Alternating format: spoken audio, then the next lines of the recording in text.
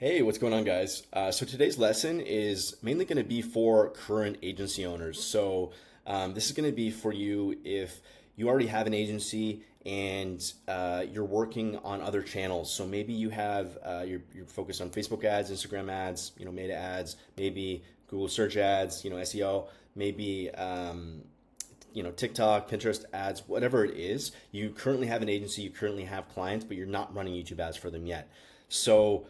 This is going to be for you, but in case there's some, people who are just starting their agency watching this, it can still be worth it to watch this. But again, this is mainly for if you currently have an agency and you're running ads for other platforms and you want to transition them to YouTube ads. Okay, so what are we going to learn today, guys? So we're going to learn how to upsell current clients. And again, I'm going to use the example of transitioning them from Facebook ads and Instagram ads to YouTube ads, what to charge, pricing models. Some of this I did go over in the already in the offers and pricing, but I'm also going to provide some additional new info here and also some experiences and stories from other types of pricing methods that I used when I was first starting out. In YouTube ads and transitioning my current clients from other channels to YouTube ads and kind of pros and cons of each ones. I had some that kind of really failed. I had some that did well. And I think that would be really valuable for you guys as well. So I'll be going over that. All right.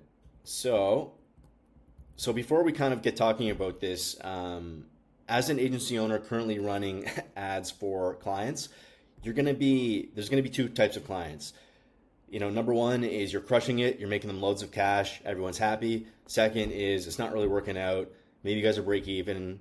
Maybe even worse. Maybe, you have negative ROAS. You just can't get the ads working, something like that. And maybe, you've started to try to think of other platforms because you've tried everything on that one platform and it's just not working out. Okay. So for these different types of clients, you're going to approach them very differently. For the first one where you're crushing it and everyone's happy, those clients are typically very easy to upsell and push to YouTube ads, because mainly they trust you, you've already shown that you can help them out, you're making them money, and so they have money to spend on this, So for that one, you don't have to complicate it too much, and depending on your relationship with them, I mean, some clients in the past, when I was first starting out, I just did it over WhatsApp. I was like, "Hey, listen, I think we should try out YouTube ads. I think this would really crush it. I'm seeing a lot of high ROAS in this niche from other people in the industry, from other businesses. Hearing through the marketing grapevine, kind of go over the benefits a little bit. How about the targeting's better than Facebook, Instagram? There's less competition. It's cheaper, more sales, higher ROAS, like higher return on ad spend." All of this stuff. And typically, again, if you're doing well and they trust you, have a relationship with them, you usually don't have to educate them that much. They just kind of want to know roughly how it's going to work and also about the costs.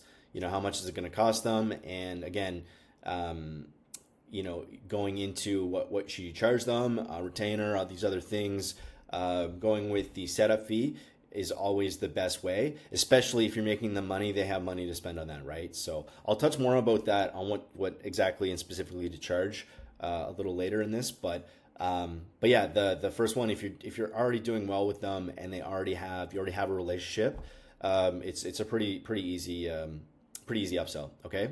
Now for the second one, which is probably going to be a lot more of you guys out there with this situation where maybe you have some newer clients, maybe you have some older clients, whatever, and for whatever reason, your Facebook ads, Instagram ads, TikTok ads, they either died or they're just not working anymore or they just never worked in the first place, and you're kind of at that point where you've tried everything.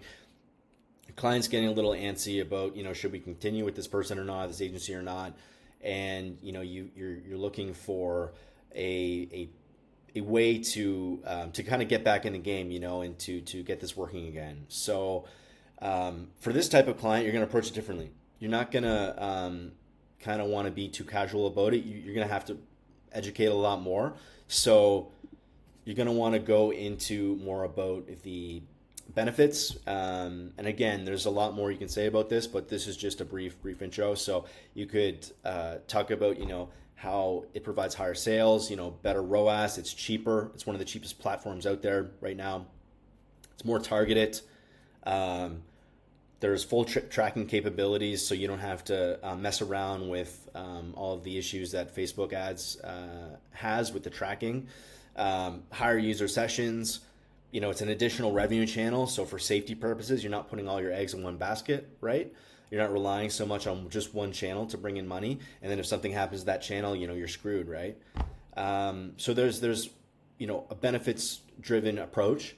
The other approach is you could try the curious student method, where you can approach it as, hey, listen, I'm taking this course right now from this YouTube ads expert, and it seems really promising. It seems like it's has a lot more potential than Facebook ads, TikTok ads, etc., whatever you're currently running on.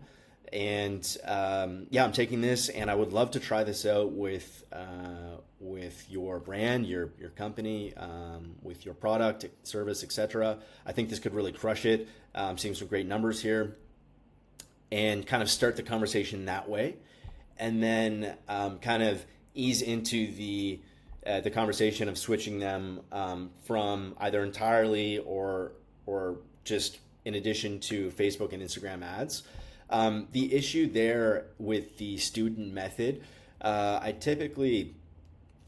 can depend on the situation, but I typically don't recommend that way, because by kind of saying that you are a student of this, you're kind of subconsciously or kind of just saying that, hey, you're kind of newer to this. And so I've always felt that when you get to the pricing, because of that, you may not be able to charge as much. So that's something you'll have to consider about that. But on the other hand, it can work well also. One thing is that if you go into this kind of saying that you are kind of brand new to this, then it can be more difficult to get the money. And also when you're looking for that setup fee, you have to compare that with how well is the business doing? Do they even have money for this? Because if your Facebook ad, you're running ads for them on another platform and it's not working, and they've already lost a bunch of money, maybe they're not going to have $10K for a setup fee for you to push YouTube ads. It really depends on a lot of factors. So if that's the case, then you could try to go for charge a lower amount and things like that, which I'll get into in a minute. But yeah, guys, these are kind of the few main ways you can go about approaching it. Kind of benefits driven, kind of focus on how it's actually gonna maybe save their business, boost sales, how much better it is than Facebook, Instagram ads, and and go that route. Or you can kind of go the curious student method as well, which can have some success sometimes. It really depends on the client or the situation. Those are kind of two of them that I've seen in the past, and mainly I've done the benefits approach. So I've always came from a position of authority in this. Even when I was just starting out with YouTube ads, I had some knowledge of it. So I really was able to kind of come in there and say, hey, I think this is really going to work for X, X, and X reasons, and we can do this, this, and this, and this is how it's gonna, we're gonna try a few split tested videos with different hooks and blah blah blah, as opposed to, hey, I'm kind of coming to this more newer, but I think we should try it out. It kind of has more punch if you come in there like an authority figure, right?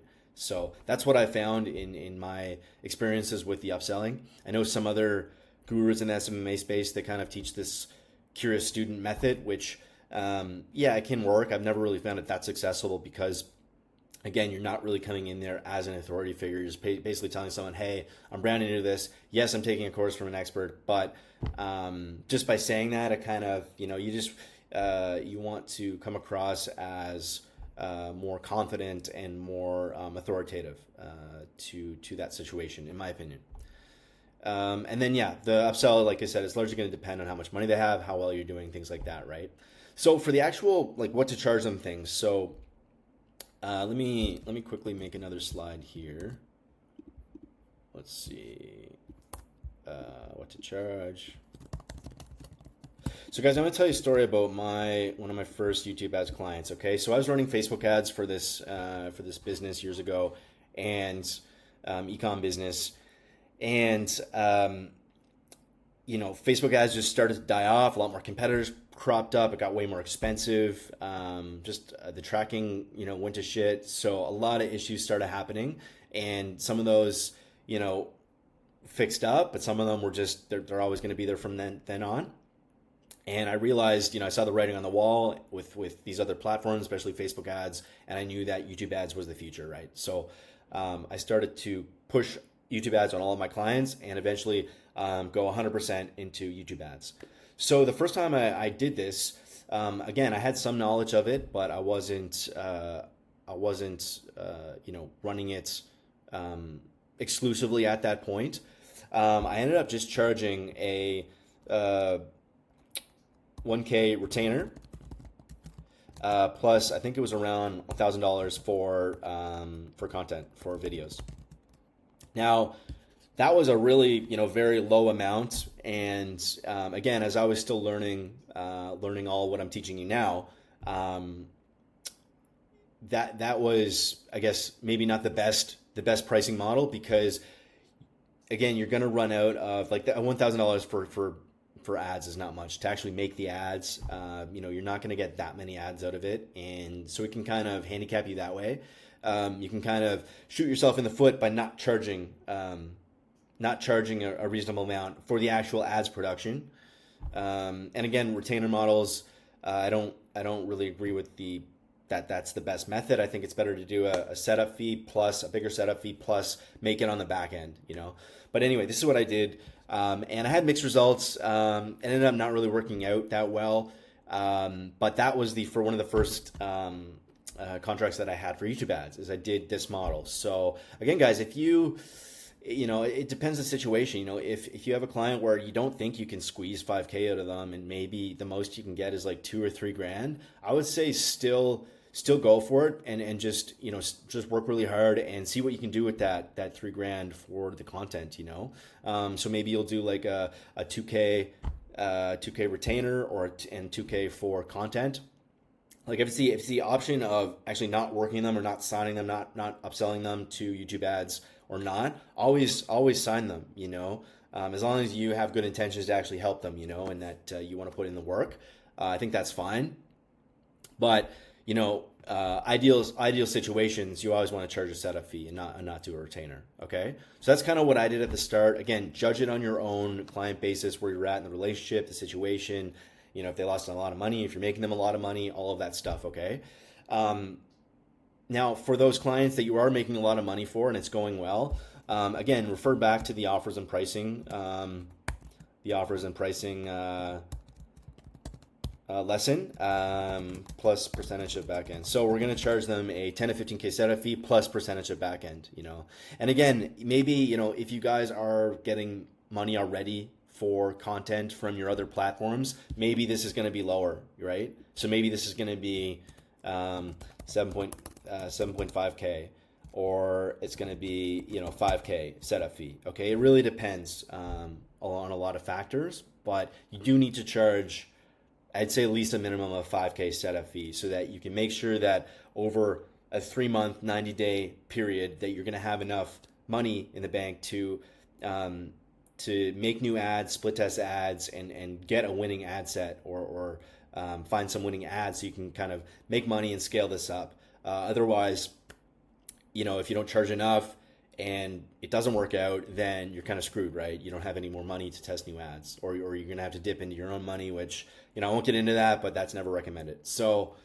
yeah, guys, these are kind of the two ways you can do that. Obviously, as agency owners already and having these clients, I don't think, I have to go into too much about the actual pitching and the sales and things like that. I think at this stage you'll have about that already. This is more of kind of an intro to this and how I approach this on kind of a more I guess top level layer. But yeah, definitely kind of write out a few things, like prepare in advance for this. I wouldn't kind of go into this cold. I would definitely be prepared for questions.